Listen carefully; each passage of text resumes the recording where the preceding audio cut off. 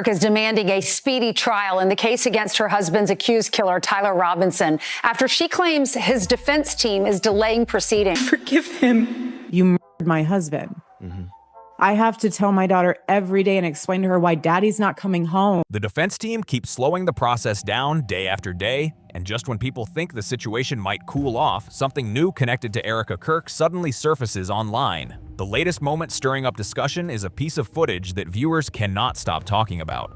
In the clip, Erika appears with her mother Lori, celebrating with a man many people say looks strikingly similar to Tyler Robinson, the man accused of being involved in the incident that led to Charlie Kirk's passing. The moment that video started circulating, the internet immediately lit up with questions because the timing felt incredibly unusual. And then the situation got even more confusing. Not long after the clip started spreading, Erika filed a motion asking for a speedy trial in the case involving Tyler. But here's what has people raising their eyebrows. Didn't Erika publicly say she forgave Tyler just days after everything happened? That's where the confusion really kicks in. If forgiveness was already expressed, why push for the legal process to move faster now? At the same time, viewers are also pointing out that Charlie had previously requested a full audit of TPUSA finances, and many people say that request still hasn't been addressed. Another detail viewers keep highlighting is something tied directly to the law itself. Under Utah law and the US Constitution, the right to request a speedy trial doesn't belong to victims. It belongs to the defendant. Only the accused person can ask for that or decide to waive it. So when Erika made this move, legal watchers online started asking the same question. This driver? This driver? Yep. Robinson. Can you tell me just really quick what happened? I was coming this way and he's just passing through and he rolled out from here, or no, from there, I think. Do you remember which lane you were in? I was in one of those two lanes going this way. I think in the rightmost lane coming this way. Why step into a process that technically isn't hers to control? Because of that, speculation online keeps getting louder. Some people believe this sudden push could be an attempt to shift attention away from the growing list of questions surrounding TPUSA. If Tyler Robinson is quickly found responsible in court, it might make it easier to close the conversation and move on. But with that footage still circulating everywhere, the internet clearly isn't ready to stop asking questions just yet. If the man celebrating with Erika's mother really is Tyler Robinson, then people are asking a serious question right now. Why would someone accused of being tied to Charlie Kirk's situation ever be anywhere near the family in the first place? That's the part that has viewers raising their eyebrows. Some online commentators have even gone as far as asking whether Tyler could simply be another piece in a larger setup. And if that idea holds any truth, then it opens up an even bigger question. How far do these connections actually go between Erika's family and the people involved in what happened to Charlie?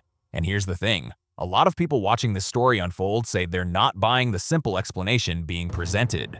You don't have to dive into wild theories to notice that parts of the official narrative feel incomplete. Now things have taken an even stranger turn, because an old video from Erika's Instagram has suddenly resurfaced. The clip reportedly shows Erika celebrating New Year's in 2018 alongside her mother, Lori Franzi, and an unidentified man who many viewers say looks extremely similar to Tyler Robinson.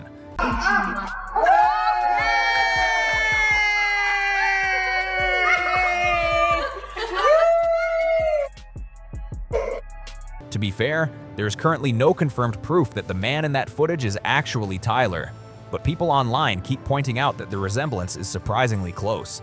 At the same time, there's a major detail that makes the claim harder to believe. Tyler Robinson was reportedly born in 2003, which means he would have been around 15 years old in 2018. Because of that, some sources are now saying the man in the video could actually be Erika's former boyfriend, Ben Cabot Phillips. Still, the speculation hasn't slowed down. Many viewers now believe Tyler Robinson may simply be a convenient person placed at the center of the case. That idea leads to another big question people keep asking. If he was chosen for this role in the story, how exactly did that happen? Was there any connection between him and Erika's family or TPUSA before everything unfolded? Because based on the limited information publicly available about Tyler, some observers say his background doesn't exactly match what people would expect from someone involved in such a major situation. A piece of body cam footage from 2022 has recently resurfaced online, and it's adding a whole new layer of questions to the situation. In the clip, Tyler Robinson comes across very different from the image some reports have been pushing.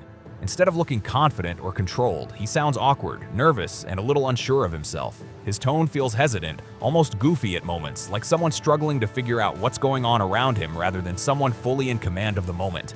Throughout the footage, Tyler appears to stumble over his words and pause while trying to explain himself. He seems genuinely confused about the situation he's in, and viewers say he doesn't display the kind of composure people would normally expect from someone accused of planning something so serious. That contrast is exactly why the video has people talking so loudly right now. Many viewers who studied the clip are pointing to specific moments where Tyler's reactions seem unusually timid. Father, forgive them, for they not know what they do. That man, that young man, I forgive him. Instead of acting defiant or strategic, he appears unsure and overwhelmed. His body language looks more like someone trying to understand the situation than someone acting with confidence. Even the way he speaks suggests a person who may struggle with social pressure, not someone carefully directing a complicated event. And this is where the online debate really intensifies. When people compare Tyler's demeanor in that body cam video with the picture some narratives have painted of him, the two versions don't seem to line up for many observers. 1. Analysts who reviewed the footage even suggested Tyler comes across as someone who could be easily influenced, especially if approached by authority figures or individuals he trusted as mentors or friends. That observation has only added more fuel to the ongoing conversation surrounding the case.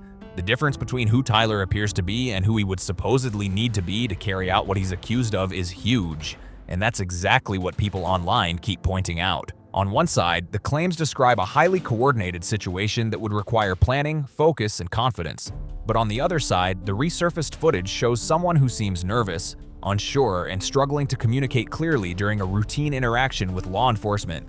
That contrast has viewers saying the gap between those two images feels massive. The devastating loss of Charlie Kirk, my incredible husband at UVU, Caleb has persisted with the same grit. It has been a long day. Trust me, you're not a grifter, honey. It's all good.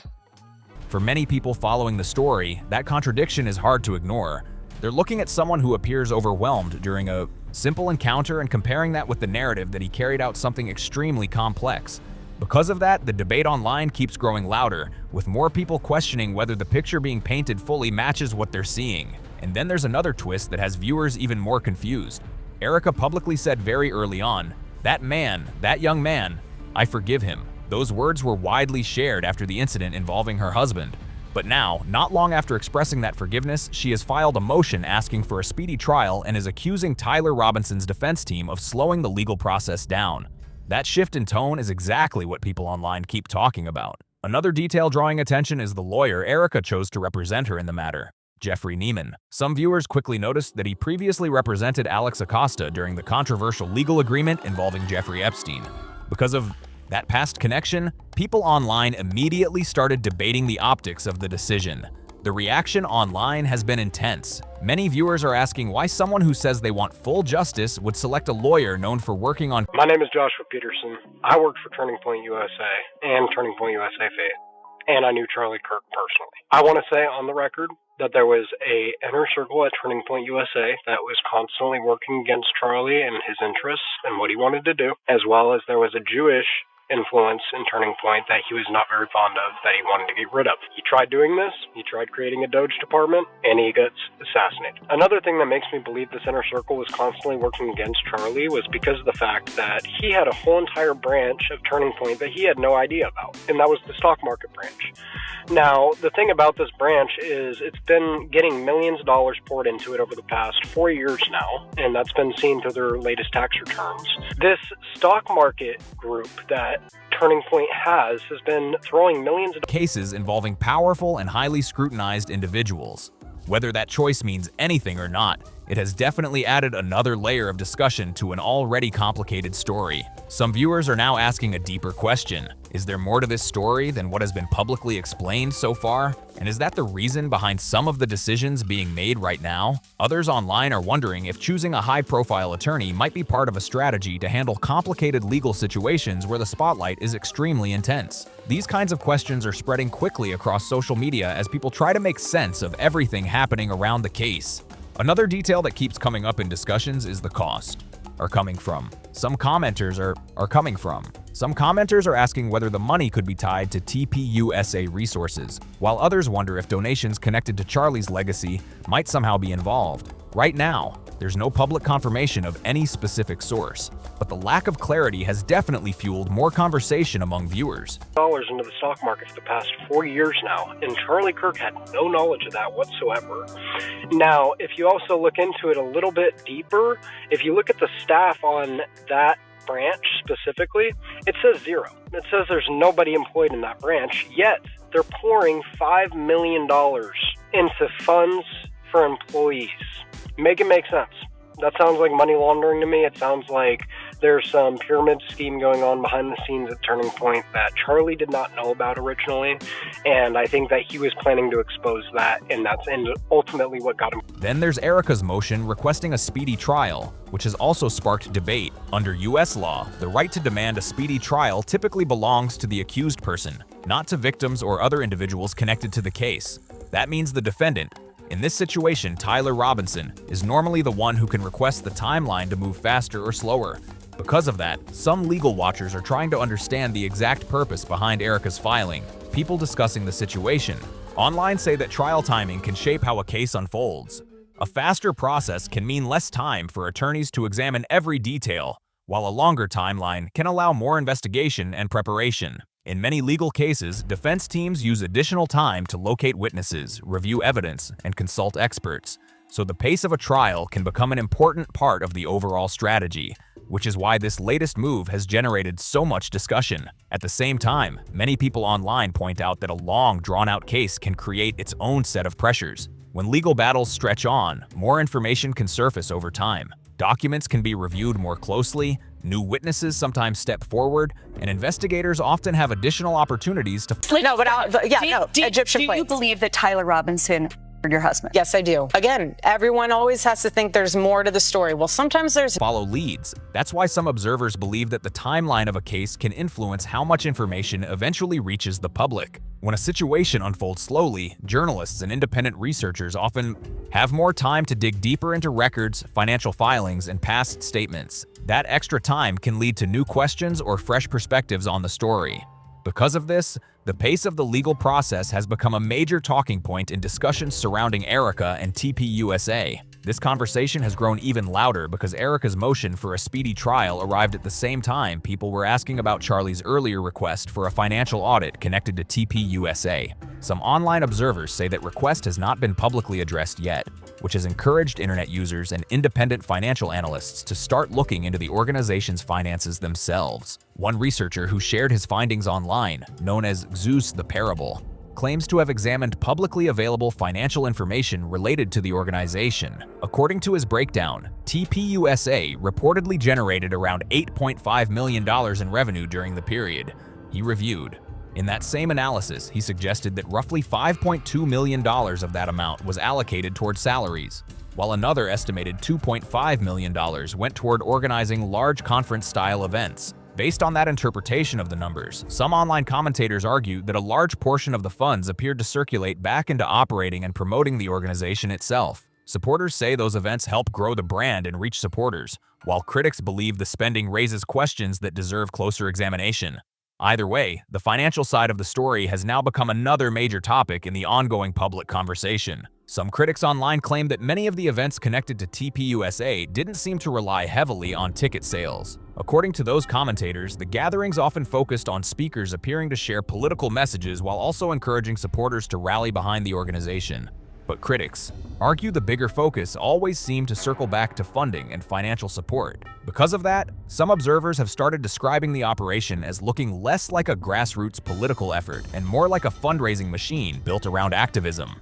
When people began examining the numbers more closely, the financial breakdown started raising even more eyebrows. Based on analyses shared online, some researchers estimate that out of every dollar reportedly brought into TPUSA, around 61 cents went directly toward salaries. That means more than half of the organization's incoming funds may have been used to pay the individuals working within the operation. Another estimated 29 cents, according to those same breakdowns, was reportedly spent on hosting large events. These events were presented as opportunities to promote the group's message and build momentum for their cause. However, critics argue that many of those gatherings mainly helped expand the organization's brand and visibility rather than producing measurable political outcomes. If those numbers are accurate, some observers suggest that only a small portion, possibly close to 10 cents per dollar, might have gone toward the broader mission the organization claims to support. And even that figure is debated among people analyzing the finances. That's why one question keeps popping up across online discussions. What measurable impact has TPUSA actually had in advancing the movement it says it represents? Critics argue the most visible benefits appear to go to the individuals leading the organization, some of whom reportedly earn six-figure salaries. Supporters, on the other hand, say leadership pay and large events are normal parts of building any national organization.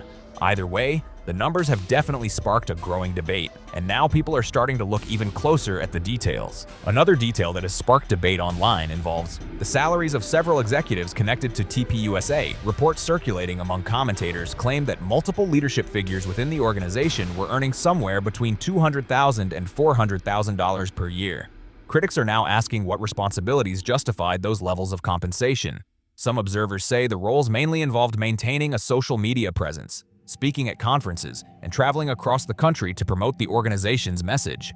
Because of that, critics argue the financial return for the broader political movement appears difficult to measure. While the financial rewards for individuals within the organization look far more visible, supporters of the group, however, counter that public speaking, outreach events, and digital campaigning are standard parts of running a national advocacy organization. That difference in perspective is exactly why the conversation around these numbers has become so heated online. The discussion has grown even more intense after some commentators questioned how certain high-paying positions were filled. Critics claim that a few roles appeared to go to individuals who were already socially connected within the organization rather than to longtime political strategists or policy specialists. According to those critics, the hiring process sometimes looked more like a tight-knit network of familiar faces than a traditional merit-based system. This has also brought renewed attention to a moment Erika had during a public event where she made a brief comment that some viewers later described as a Freudian slip. At the time, many people dismissed it as a simple mistake during a live speech. But with financial discussions now circulating widely, that moment is being revisited by viewers who believe it might reveal more about how the organization operates behind the scenes. And according to the same researcher known online as Zeus the Parable, the financial questions may not stop there. His analysis suggests the concerns might extend beyond just salary structures, which has only fueled even more curiosity about how the organization manages its revenue. Another discovery that caught people's attention involves the organization's reported assets. According to publicly available tax filings, including the Form 990, TPUSA reportedly listed around $63 million in publicly traded securities, which analysts say represented roughly 90% of the organization's total assets at the time. In more recent financial summaries, that total asset figure has reportedly climbed closer to $69 million, which suggests the investment portion could be even larger now. For many observers studying the numbers, that breakdown raised a major question. If most of the organization's resources are tied up in stock market investments rather than physical infrastructure, programs, or operational resources, some critics say it starts to look unusual for a group that describes itself as a grassroots political movement. In their view, the financial structure appears more investment-focused than mission-focused. That leads to another set of questions people online keep asking. Who is responsible for managing those investments? Who decides where the funds are placed in the market? And if those investments perform well, how exactly does that benefit the organization's broader mission? These are the kinds of questions financial audits are typically meant to clarify, which is why some commentators say transparency could help clear up much of the speculation surrounding the finances. Adding another layer to the discussion, an individual described online as a former TPUSA employee reportedly shared claims about how funds were handled inside the organization. According to that account, some internal concerns about finances may have existed previously. The same source suggested that Charlie himself may have had questions about the organization's financial structure, though these statements remain claims shared publicly and have not been independently verified. Still, with financial filings, online research, and former insiders all being discussed at the same time, the conversation around the organization's finances continues to grow louder. The claims shared by the whistleblower have added another dramatic layer to the story, and many viewers say the details raise serious questions. According to the account circulating online, the organization may have operated with what was described as a two-tier system. In that version of events, Charlie was primarily positioned as the public face of the organization, the person delivering speeches, appearing at rallies, and energizing supporters. Meanwhile, the whistleblower claims that a smaller inner group allegedly handled major financial decisions behind the scenes. The source further claimed that Charlie may not have been fully aware of some of the financial moves happening internally. According to that account, an inner circle was allegedly making decisions that could directly benefit certain individuals, while Charlie continued focusing on the public mission of the organization. If accurate, that would suggest a major disconnect between leadership roles and financial oversight, something that has fueled intense discussion online. The whistleblower also alleged that Charlie began raising questions roughly 6 months before the events that later unfolded. According to that story, he reportedly noticed expenses that seemed unusually high and wanted to understand why revenue wasn't translating into visible growth for the movement. The source claims Charlie asked for access to detailed financial records, but was told the information was too complicated to review without outside specialists. The account goes on to say that each time Charlie pushed for clearer answers, he was allegedly redirected. The whistleblower claims he was encouraged to focus on public appearances, media interviews, and upcoming events while others handled the financial side of operations. Supporters of the organization strongly dispute these kinds of claims, but the allegations have continued circulating widely online. And that brings up the big question people keep asking. If Charlie held a top leadership position, how could major financial decisions involving tens of millions of dollars happen without his full awareness? Some commentators believe the answer lies in internal miscommunication, while critics suspect deeper issues inside the organization. Either way, these unanswered questions are exactly why the story continues to attract so much attention. Another possibility some commentators raise is the complete opposite scenario. What if Charlie actually did know what was happening behind the scenes but chose to stay in the background while others handled the details? That theory has also circulated in discussions online. Either way, people say the situation raises difficult questions about what may have been happening inside the organization during that time. If Charlie truly had no knowledge of major financial decisions, some observers argue that would suggest serious internal problems within the organization's leadership structure. Critics say it would mean important decisions were potentially being made without the full awareness of the person publicly leading the group. Supporters of the organization strongly dispute that idea, but it has become one of the key points debated across social platforms.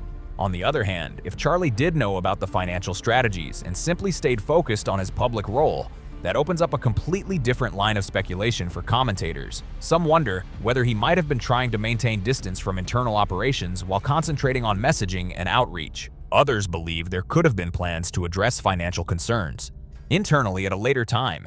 At this stage, none of these possibilities have been confirmed, but they continue to fuel ongoing discussion.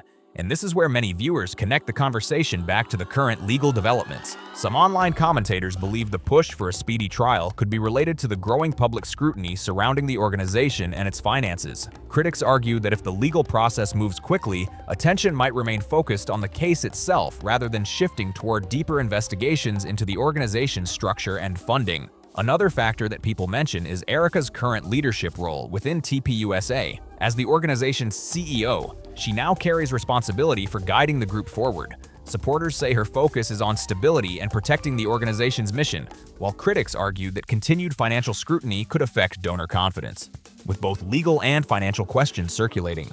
At the same time, the public conversation surrounding the organization shows no signs of slowing down. Some commentators online believe the faster this case reaches a conclusion, the easier it becomes for the public conversation to move on.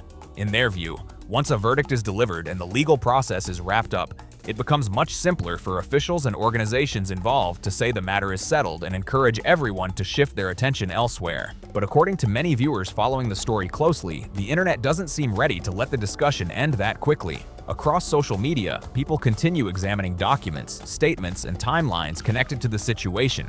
Every newly discussed financial record, every person who claims insider knowledge, and every inconsistency people believe they notice has added more fuel to the ongoing debate. To critics, these pieces together create a picture that feels different from the official explanation that has been presented so far. Some online observers also say the controversy has begun affecting public support. Commentators claim that certain donors and longtime supporters have started asking more questions about how funds connected to the organization are used. While there is no official confirmation of major funding changes, the growing scrutiny has clearly increased pressure on leadership to provide transparency and reassurance to supporters. Even for people who are unsure about the claims surrounding Tyler Robinson, Many viewers say the broader situation still contains unanswered questions. Critics point to details they believe deserve further clarification, including the timeline of events, the motives suggested in different reports, and how certain pieces of evidence were handled during the investigation. Supporters of the official narrative maintain that authorities will ultimately resolve those concerns through the legal process. For now, the story continues to spark debate from multiple sides. Some people believe the case is straightforward, while others think there may still be pieces missing from the full picture. One thing is certain, people are watching closely. If you found this breakdown helpful, make sure to like the video, subscribe to the channel, and share it with others following the story. Drop your thoughts in the comments because this conversation is far from over. Thanks for watching, and I'll see you on the next one.